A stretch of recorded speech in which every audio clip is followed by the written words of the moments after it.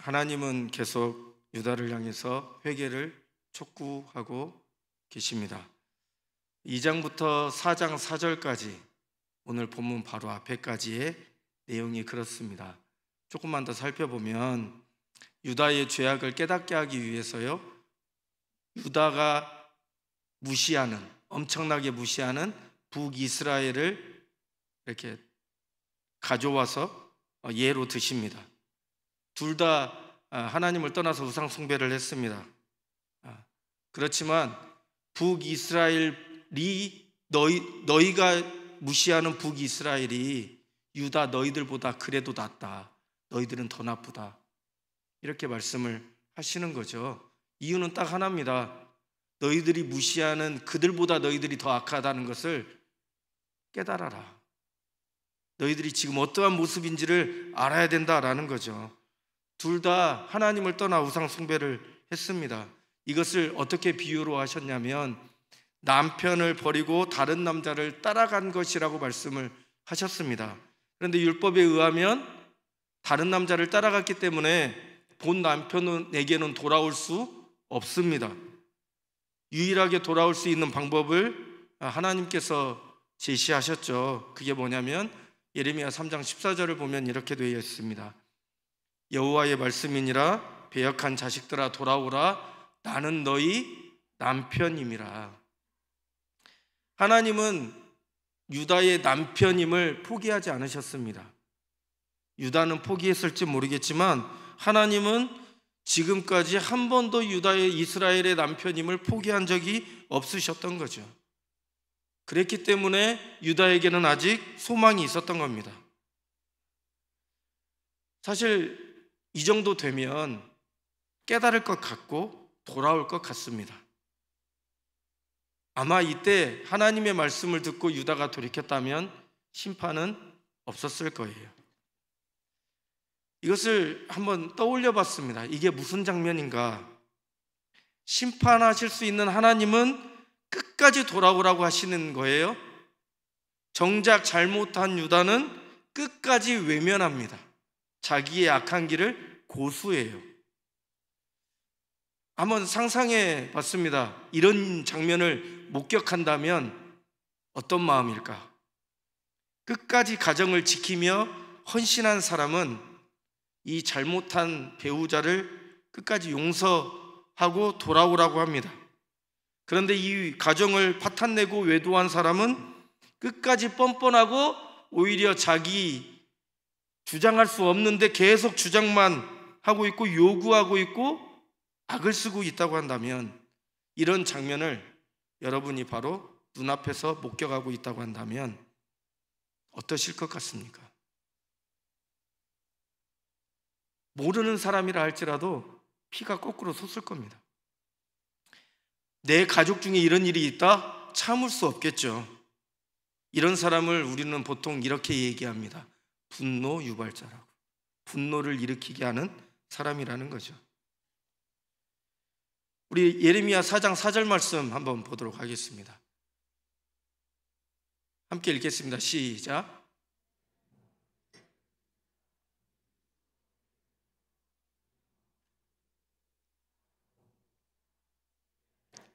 너희 악행으로 말미암아 나의 분노가 불같이 일어나 사르리니 그것을 끌 자가 없으리라.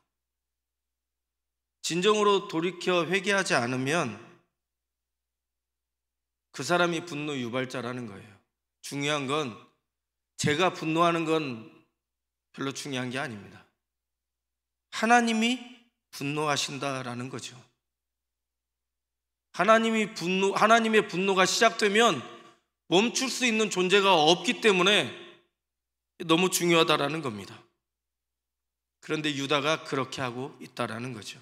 어쩌면 저와 여러분에게도 이런 점이 있을지도 모른다라는 것이 사실은 두려운 점입니다. 이제 4장 5절부터 살펴볼 텐데요. 4장 5절부터 6장 30절까지는 이제 하나님의 회개의 촉구를 끝까지 무시하는 유다에게 이제는 심판이 없게 되는 은혜는 이제는 사라지게 됩니다. 이 6장 30절까지는요, 북쪽에서 닥쳐올 큰 재앙에 대해서 이제는 말씀하십니다.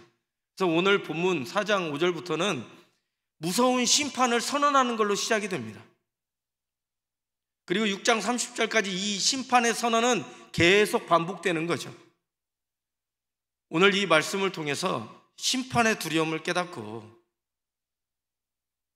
하나님의 심판이 지금 임해도 전혀 이상하지 않은 이 시대에 그렇다고 한다면 우리는 과연 어떠한 자로 살아야 되는가 라는 것이 깨달아지는 은혜가 있기를 주님의 이름으로 축복합니다.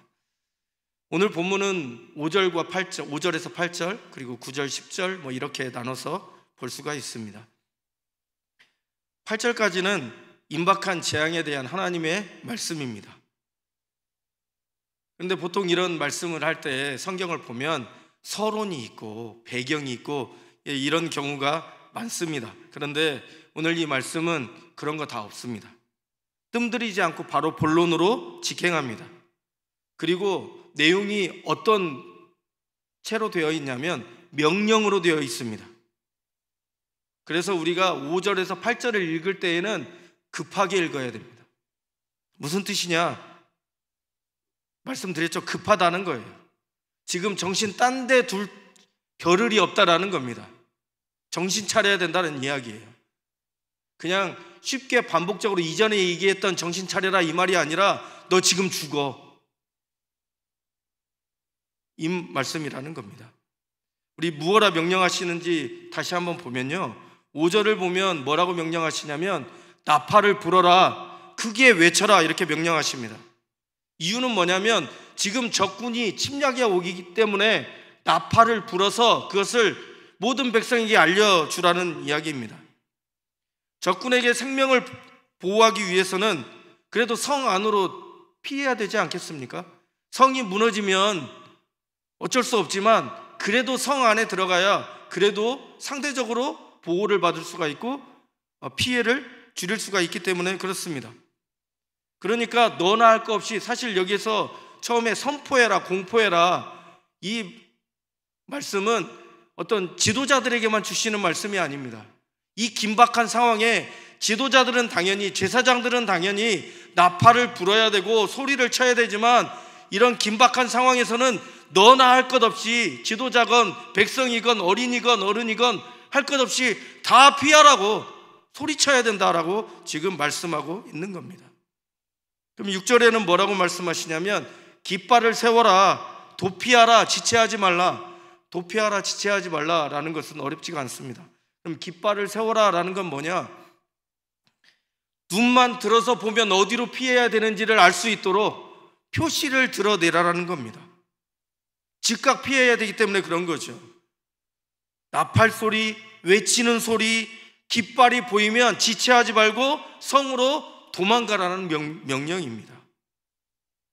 그리고 그 구체적인 이유를 7절에서 말씀해 주십니다. 7절을 한번 같이 보도록 하겠습니다. 7절입니다. 시작.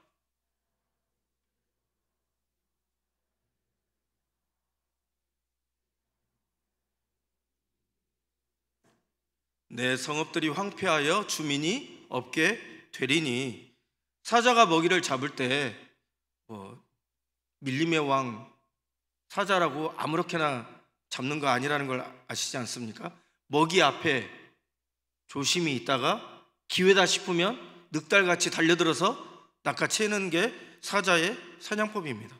마찬가지라는 거죠. 북쪽 군대, 이 북쪽 군대가 그냥 일반적인 군대면 좋겠는데 유다는 도저히 감당할 수 없는 군대예요. 그 군대가 갑자기 들이닥칠 거니까 나팔 소리 들을 때, 서로 외칠 때, 깃발이 보일 때 지체하지 말고 피하라고 하는 거죠. 왜 그러느냐? 결국에는 이 북쪽 군대에 의해서 어떻게 된다고요? 패망하게 되기 때문에 그렇습니다. 결국 다 망해서요, 아무도 살지 않는 땅이 될 거라고 7절에서 말씀하고 계시는 거예요. 사실 이 결론이 이렇게 난다고 하면 그러면 성으로 피하는 의미가 무엇입니까? 그들에게 임하는 심판이 얼마나 무섭고 두려운지 우리가 이 말씀을 통해서 알 수 있는 거죠. 우리 아까 봤던 4절을 한번 다시 보도록 하겠습니다. 4절 하반절에 보면 그리하지 아니하면 너희 악행으로 말미암아 나의 분노가 불같이 일어나 사르리니 그것을 끌 자가 없으리라. 아까도 말씀드렸습니다. 하나님이 분노가 시작되면 멈출 수가 없습니다. 유다에게는 유일한 방법이 있었어요. 회개요. 하나님께 돌이키는 거였습니다. 그런데 그 하나님께 돌이키는 것을 거절했어요. 그래서 이제는 하나님께서 말씀하시는 이 무섭게 지금 말씀하시는 심판이 그들에게 임할 수밖에 없는 상황이 된 겁니다. 오늘 본문 다음 11절 이하에 계속 보면 침략하는 북쪽 군대가 얼마나 강력한지 그거에 대한 설명이 나옵니다. 유다는 어찌해 볼 수 없는 군대라고 말씀하고 있어요. 회오리바람같이 나타나는 거예요. 독수리 같은 속도로 달려드는 겁니다. 무엇을 의미하는지 아실 겁니다. 이들을 하나님께서 뭘로 사용하시느냐? 징계의 도구로, 심판의 도구로 사용하시기 때문에 거의 하나님의 명령을 살펴보십시오. 잘 준비해라. 그들이 침략해 오니까 잘 준비해서 그들과 맞서 싸워라. 이런 말씀이 없습니다. 싸우는 것조차 불가능한 상황이 될 것이라는 말씀인 거죠. 6절을 한번 다시 보도록 하겠습니다. 6절을 한번 보도록 하겠습니다. 6절 하반절에 보면 내가 북방에서 재난과 큰 멸망을 가져오리라. 누가요? 하나님이요. 우리가 분명히 알아야 되는 건 뭐냐면 이 유다에게 앞으로 임할 이 심판, 이 재앙은 절대 우연이 아니라는 거예요. 하나님께서 주도적이고 계획적으로 하신 것이고 그렇기 때문에 반드시 실행될 것이라는 거예요. 왜요? 회개하지 않았기 때문에. 그래서 유다 백성, 이 예루살렘 거민이 할 수 있는 것은 뭐밖에 없느냐? 8절을 한번 보도록 하겠습니다. 8절입니다. 시작. 이로 말미암아 너희는 굵은 배를 두르고 애곡하라. 이는 여호와의 맹렬한 노가 아직 너희에게서 돌이키지 아니하였음이라. 하나님께서 바라시는 진노를 누가 대응할 수 있고 누가 방어할 수 있겠습니까? 이 하나님의 심판 앞에 심판이 임하게 되면 죽는 것밖에 없어요. 그래서 할 수 있는 게 뭐밖에 없다라는 거예요? 탄식과 우는 것밖에 없다라는 겁니다. 그러니까 우리는 이 말씀을 듣고 사실 두려워할 줄 알아야 됩니다. 조금만 더 생각을 해보겠습니다. 예배 시간에 우리가 설교를 들을 때마다 사실 얼마나 회개하고자 하는 마음이 생기고 회개하며 결단하는 경우가 얼마나 많이 있습니까? 저만 그런가요? 저는 49년째 죄를 짓고 있기 때문에 아직도 계속 회개를 하고 있습니다. 그래서 이 말씀이 사실은 무섭습니다. 그런데 하나를 더 생각해 보면 끝까지 회개를 하지 않아서 하나님의 심판이 임할 수밖에 없어서 도망쳐야 되고 숨어서 우는 수밖에 없다라고 한번 생각을 해 보십시오. 이 말씀을 전해야 되는 선지자의 마음은 과연 어떠했을까? 너무 급하고 방법이 없다 하니 이 찢어지는 듯한 고통 가운데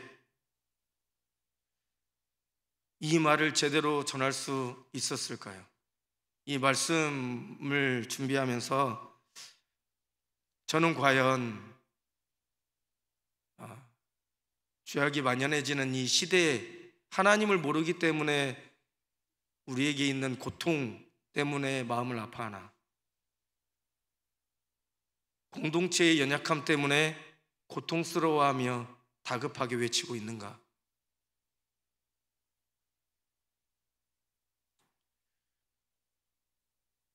이 말씀을 보면서 과거가 생각났으면 제가 여러 번 얘기했는데 저는 분쟁하는 교회에서 청년기를 보냈습니다. 그때의 아픔은 좀 말로 설명하기가 어렵습니다. 그래서 지금도 분쟁하는 교회 이야기를 들으면 마음이 많이 아프기도 하고 분노가 일어나기도 합니다. 어쩔 수 없는 것 때문에 죄스럽게 여기기도 하고요, 또 복잡한 마음이 들기도 하고 그냥 아프게만 느껴집니다.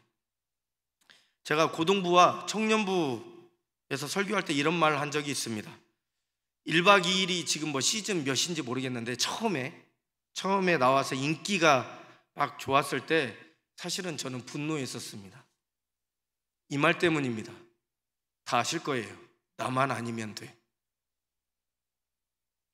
웃기려고 하는 거지만 그런 생각이 공동체를 망치고요, 연약한 자에게 더 상처를 주게 되고요, 외롭고 슬픈 자에게 고독이라는 짐을 더 얹어주는 것이기 때문에 그렇습니다.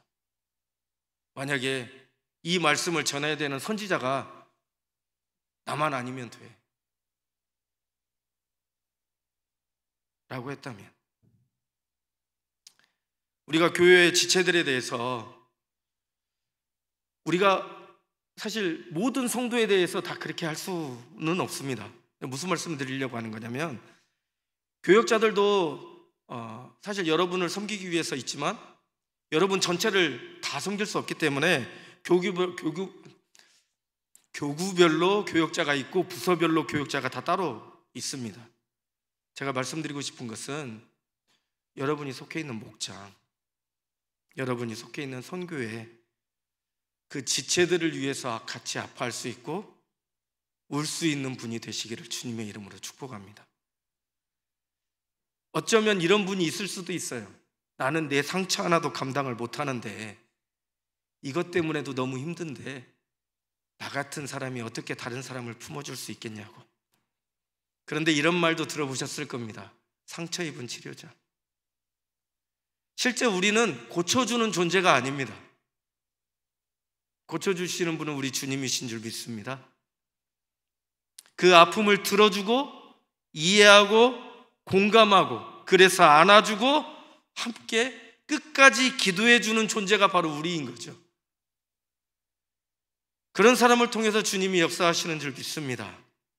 우리 교회가 더욱 건강해지기를 우리는 함께 소원하면서 기도하고 있는데요, 그렇게 더욱 건강한 교회로 세움받기 위해서는 이런 사람이 더 필요합니다.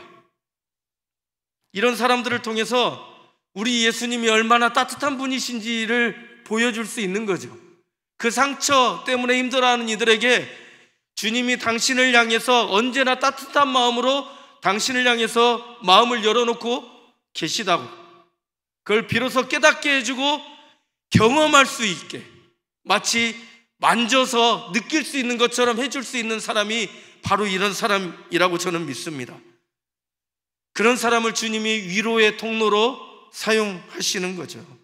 그래서 상처 입은 치유자, 이런 주님의 위로의 통로가 많아질 때에 우리 교회는 더욱더 건강하게 부흥하게 될 줄 믿습니다. 이런 위로의 통로가 되시기를 주님의 이름으로 축복합니다. 축복합니다. 함께 울어주시기를 부탁합니다. 그러면 왜 백성들은 끝까지 회개하지 못했을까요? 왜 계속 거역하는 길로 갔을까요? 왜 이들의 모습을 통해서 하나님은 진노하셔야만 했고 우리는 그 장면을 상상하면서 우리도 함께 분노할 수밖에 없는 것일까요? 강대국의 서슬퍼런 위협 가운데 위태하게 살면서도 왜 회개에 이르지 못했을까요? 우리 먼저 9절을 한번 보도록 하겠습니다. 9절입니다. 시작.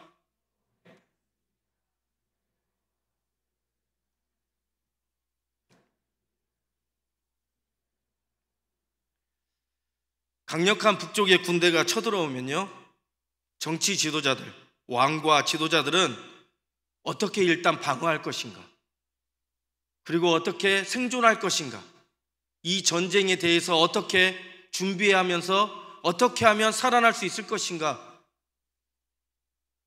감당해야 되는 사람입니다. 그런데 그들에게 대책이 하나도 없는 거예요. 공황 상태에 빠진 겁니다. 지금까지 어쩌면 강대국 사이에서 이리저리 눈치 보면서 아수르, 애굽, 바벨론 이렇게 눈치 보면서 그 틈새에서 살아왔습니다. 그런데 이제는 그럴 수도 없는 겁니다. 항복한다고 받아주는 것도 아니에요. 이 속수무책에 어찌할 바를 모르는 거죠. 그렇다면 종교 지도자들은, 이들은 위기 때에 모든 백성과 함께 백성들로 하여금 하나님을 바라보게 해야 되는 사람들입니다. 뿐만 아니라 당시의 상황을 잘 해석해 줘야 됩니다. 자기 마음대로가 아니라 하나님의 말씀에 따라서 하나님의 뜻을 알게 해줘야 되는 거죠. 그런 그들이 어떻게 하고 있냐면 놀라고만 있습니다. 왜 그럴까요? 10절을 한번 보도록 하겠습니다. 10절입니다. 10절은 사실 예레미야의 탄식입니다. 하지만 한번 읽어보도록 하겠습니다. 시작. 내가 이르되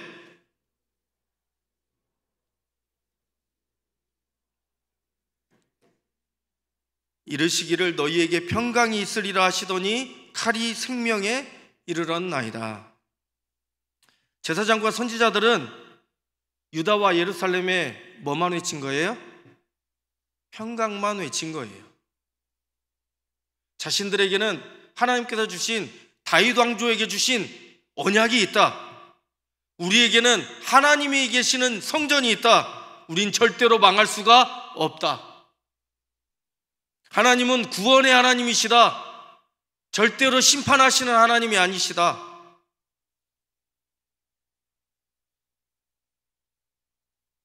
비록 소수의 지속적인 회개를 촉구하는 선지자들이 있었지만 대부분의 선지자들은 평강을 외쳤기 때문에 백성들은 돌이킬 수가 없었던 겁니다.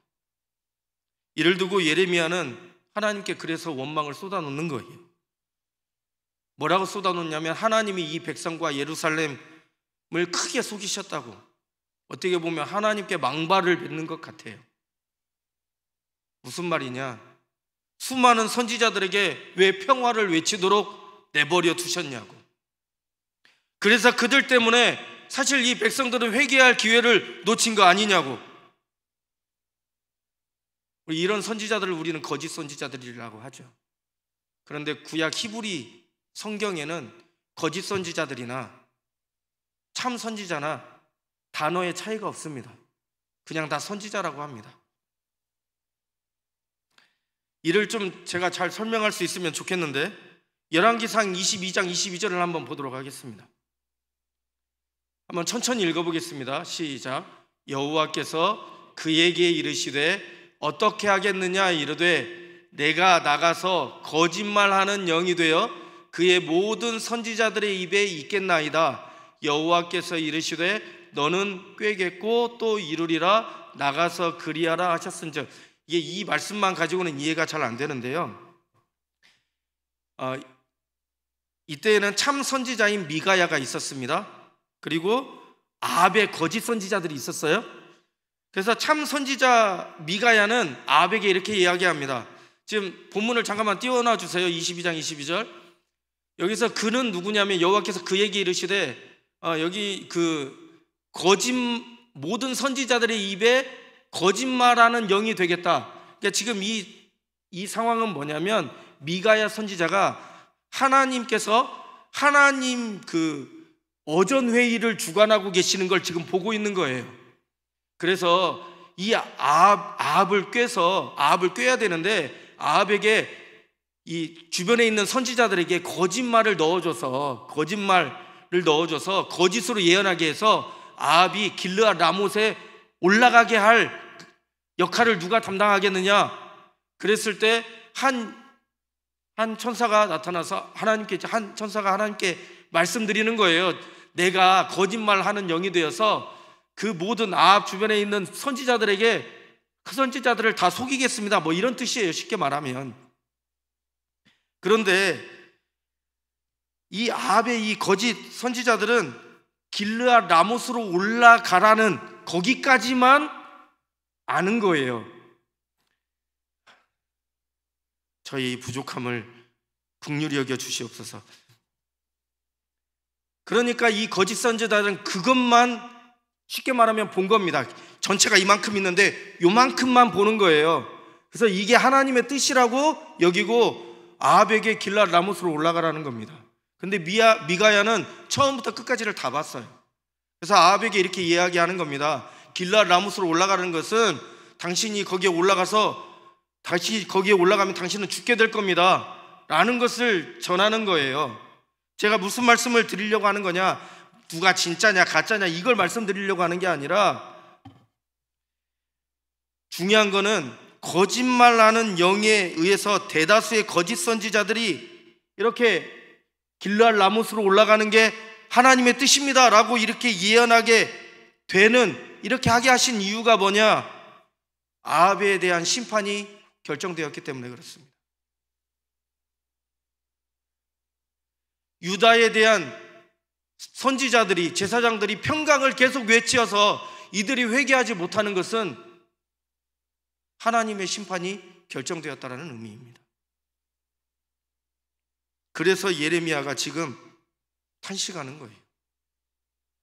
감히 어떻게 하나님의 선지자가 하나님께 이렇게 말할 수 있을까 싶을 정도로 탄식을 쏟아내고 있는 겁니다. 이 말씀 앞에 우리는 우리 자신을 볼 수 있으면 좋겠습니다. 우리 공동체를 볼 수 있으면 좋겠습니다. 우리 한국교회를 볼 수 있으면 좋겠고요. 만약 하나님이 우리에게 오신다면, 지금 제게 오신다면, 하나님은 평강의 하나님, 구원의 하나님이실까요? 아니면 심판의 하나님, 진노하시는 하나님이실까요? 심판은 이미 정해졌습니다. 그렇다면 우리가 봤던 8절처럼 선지자가 찢어지는 심정을 부여잡고 하나님 앞에 울기라도 해야 한다는 외침에 우리는 귀를 기울여야 할 것입니다. 마지막으로 4장 14절 한번 보도록 하겠습니다. 4장 14절입니다. 제가 읽겠습니다. 예루살렘아, 너의 마음의 악을 씻어버리라. 그리하면 구원을 얻으리라. 심판은 정해졌어요. 그래도 하나님은 포기하지 않으셔요. 악을 씻어버리고 죄악을 끊어버리고 하나님의 자비와 긍휼로 덮어주시도록 우리가 살고 있는 이 시대야말로 울어야 사는 시대임이 분명한 줄 믿습니다. 마음의 할례를 받아야 되는 줄 믿습니다. 악을 씻어버리기 위해서는요, 거짓 선지자들처럼 부분만 알면 안 됩니다. 하나님의 뜻과 하나님의 마음을 계속 알아가야 될 줄 믿습니다.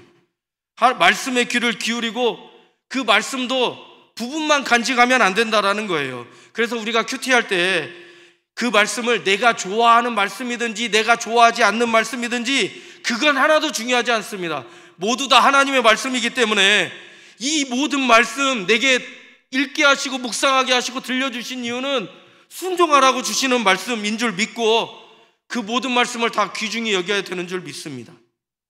하나님은 분명히 진노 중에도 긍휼을 잃지 않는 분이십니다. 내가 어쩌면 내가 싫어하는 그 말씀 때문에 내가 살아날 수 있을 것입니다. 하나님 앞에 온전한 회개로 완전히 망한 인생도요, 주께서 베푸시는 자비로 다시 살아나게 하시는 분이 우리 하나님인 줄 믿습니다. 우리 안에 모든 우상이 끊어지고 하나님의 백성이요 그리스도의 제자로 더욱 세워지기 위해서 나 자신의 죄악을 놓고도 하나님 앞에 울고 지체와 공동체의 연약함과 아픔과 죄악을 놓고도 함께 울어줄 수 있는 그런 귀한 하나님의 위로의 통로요 교회를 건강하게 세우는 동역자 되시기를 주님의 이름으로 축복합니다. 우리 이 시간에 부흥